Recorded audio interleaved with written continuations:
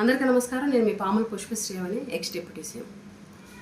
నేను జరిగినటువంటి శాసనసభలో అసెంబ్లీ సాక్షిగా హిందూపూర్ ఎమ్మెల్యే అయినటువంటి బాలకృష్ణ గారు, చంద్రబాబు నాయుడు గారి బావమరిది అయినటువంటి బాలకృష్ణ గారు జగన్మోహన్ రెడ్డి గారిని ఉద్దేశించి జగన్మోహన్ రెడ్డి గారి వ్యక్తిత్వాన్ని హననం చేస్తూ, హేళన చేస్తూ మాట్లాడినటువంటి తీరుని తీవ్రంగా ఖండిస్తున్నాము. ఆయన ఒక శాసనసభ్యుడు అన్నది మర్చిపోయి, ఆయన మాట్లాడేది ఒక గౌరవ శాసనసభలో అన్నది మర్చిపోయి, సభలో లేనటువంటి జగన్మోహన్ రెడ్డి గారిని ఉద్దేశించి వ్యక్తిత్వ హననం చేస్తూ, దూషిస్తూ మాట్లాడినటువంటి తీరు దురదృష్టకరం. ఏదైతే కామినేని శ్రీనివాసరావు గారు ఆనాడు జగన్మోహన్ రెడ్డి గారు ముఖ్యమంత్రిగా ఉన్నప్పుడు చిరంజీవి గారు కానీ, సినిమా ఇండస్ట్రీ వాళ్ళు కానీ జగన్మోహన్ రెడ్డి గారిని కలిసినప్పుడు జరిగినటువంటి సందర్భం గురించి మాట్లాడుతూ పచ్చి అబద్ధాలు కామినేని శ్రీనివాసరావు గారు మాట్లాడడం జరిగింది. అసలు కామినేని శ్రీనివాసరావు గారు ఆ టైంలో ఎక్కడున్నారు? ఆయన ఏమైనా ప్రజాప్రతినిధా? ఆ రోజు ఆయన ఎమ్మెల్యేనా? ప్రజా సమస్యల గురించి పోరాడుతున్నారా? అసలు ప్రజల్లో ఉన్నారా? వాళ్ళేం మాట్లాడుకున్నారు అన్నది మీకు ఎలా తెలుస్తుంది? మీరు ఎలా చెప్పగలరు? ఈరోజు మీరు చెప్పేటువంటి వ్యాఖ్యలు, మీరు మాట్లాడుతున్నటువంటి వ్యాఖ్యలు పచ్చి అబద్ధాలని మీ మాటల్లోనే అర్థమవుతుంది, మీ తడబాటే అర్థమవుతుంది. మీరు మాట్లాడుతుండగా మళ్ళీ బాలకృష్ణ గారు లేచి జగన్మోహన్ రెడ్డి గారిని ఉద్దేశించి మాట్లాడడం, చిరంజీవి గారిని అవమానపరుస్తూ మాట్లాడడం. అసలు ఏ రోజైనా బాలకృష్ణ గారు హిందూపూర్ సమస్యల గురించి మాట్లాడారా? అసెంబ్లీలో ఏ రోజైనా ఆ జిల్లాలో ఉన్నటువంటి సమస్యల గురించి మాట్లాడారా? ప్రజా సమస్యల గురించి మాట్లాడారా? ఏ రోజు మాట్లాడింది లేదు. ఆ రోజు రాజశేఖర రెడ్డి గారు రాజకీయంగా ఆలోచించి ఉంటే ఈరోజు బాలకృష్ణ గారు ఈ సభలో జేబులో చేతులు పెట్టుకుని తల మీద కలజోడు పెట్టుకుని మాట్లాడే అవకాశం ఉండేదా? ఆ రోజు ఆయన రాజకీయంగా ఆలోచించకుండా మేలు చేశారు కాబట్టి ఈరోజు మీరు ఈ సభలో మాట్లాడగలుగుతున్నారు అన్నది మర్చిపోవద్దు బాలకృష్ణ గారు. ఎవరు సైకో?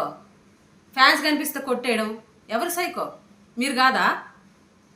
ఫోన్స్ ఇసిరేయడం, ఆడియో ఫంక్షన్లో మహిళలను ఉద్దేశించి కించపరుస్తూ, మహిళలుగా మేము మాట్లాడలేము ఆ వ్యాఖ్యలు, అలాంటి మాటలు మాట్లాడుతూ, మీ సినిమాల్లోని జుగుప్సాకరమైనటువంటి డ్యాన్స్లు వేస్తూ, మీరు ఒక గౌరవ శాసనసభ్యుడిని మర్చిపోయి ఇవన్నీ చేస్తున్నటువంటి మీరు అనుకోవాలి సైకో. సర్టిఫికెట్ ఎవరికి ఉంది? సర్టిఫికెట్ ఉన్నది మీకు. ఈరోజు మీరు మాట్లాడుతున్నారు జగన్మోహన్ రెడ్డి గారు ఉద్దేశించి.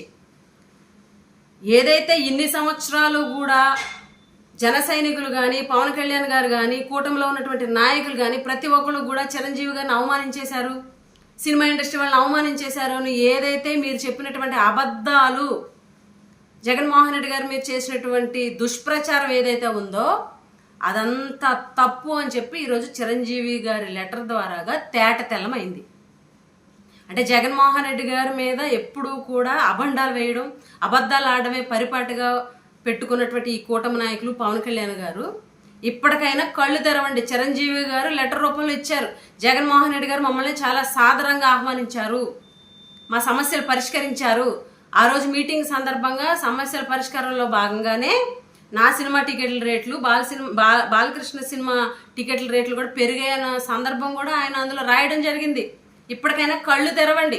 శాసనసభ అనేది ప్రజా సమస్యల పరిష్కార వేదికగా ఉండాలా, అంతేగాని సభలో లేనటువంటి వ్యక్తుల వ్యక్తిత్వాన్ని హననం చేస్తూ, దూషిస్తూ, హేళనగా మాట్లాడడానికి కాదు మీరు శాసనసభలో ఉన్నది. ఇప్పటికైనా ఆ శాసనసభని ప్రజా సమస్యల పరిష్కార వేదికగా మార్చండి. అంతేగాని జగన్మోహన్ రెడ్డి గారిని రోజు తిట్టడం 2014 నుంచి 2019 వరకు చేసింది అదే, ఇప్పుడు చేస్తున్నది అదే. జగన్మోహన్ రెడ్డి గారు జపం చేయడం తప్ప మీకు ఏమీ చేత కాదు. ఇప్పటికైనా ప్రజా సమస్యల మీద దృష్టి పెట్టండి. మేము ఒకటే డిమాండ్ చేస్తున్నాం, బాలకృష్ణ గారు జగన్మోహన్ రెడ్డి గారికి క్షమాపణ చెప్పాలా. ఎందుకనంటే ఇంత దారుణంగా వ్యక్తిత్వ హననం చేస్తూ మాట్లాడడం పద్ధతి కాదు.